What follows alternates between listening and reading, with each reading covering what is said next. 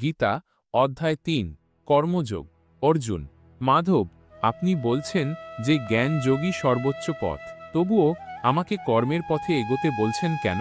আমার মনে দ্বন্দ্ব তৈরি হয়েছে, আমি কিভাবে সিদ্ধান্ত নেব? কৃষ্ণ: কোনতেও মানব জীবনে কর্ম অপরিহার্য। কর্ম ছাড়া কেউ এক মুহূর্তও থাকতে পারে না। প্রকৃতির গুণ অনুযায়ী প্রত্যেকেই কর্মে আবদ্ধ।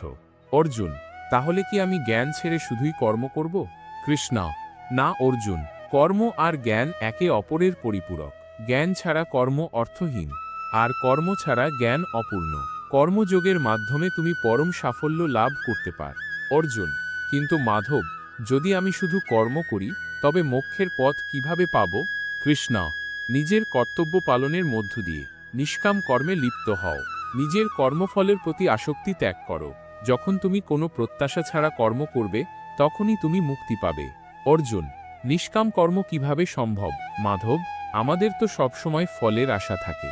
কৃষ্ণ: এই আসক্তি তোমার বন্ধন। নিজের কর্তব্য করো, কিন্তু ফলাফলের দিকে মন দিও না। যেমন এক কৃষক ফসল বোনে কিন্তু ফলাফলের নিশ্চয়তা পায় না, তবুও সে তার কর্তব্য করে। অর্জুন: তাহলে সর্বোচ্চ লক্ষ্য কি হওয়া উচিত? কৃষ্ণ: পরমাত্মার প্রতি নিবেদন। যখন তুমি কর্মের মাধ্যমে আমাকে উৎসর্গ করবে, তখন তোমার কর্ম পবিত্র হয়ে উঠবে। যে কোনো কাজই যোগে রূপান্তরিত হয় যদি তা সমর্পণের মনোভাব নিয়ে করা হয়। অর্জুন নমনীয়ভাবে: মাধব, আপনার কথা বুঝেছি। আমি নিজের কর্তব্য পালনে দৃঢ় প্রতিজ্ঞ হব এবং ফলাফলের আসক্তি ত্যাগ করব। কৃষ্ণ: এটাই সঠিক পথ পার্থ।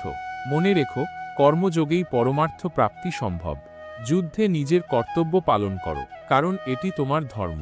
অধ্যায় ৩ আমাদের শেখায় যে কর্মফলের আসক্তি ত্যাগ করে নিষ্কাম কর্ম করার মাধ্যমেই মুক্তি সম্ভব। কর্মই ধর্ম।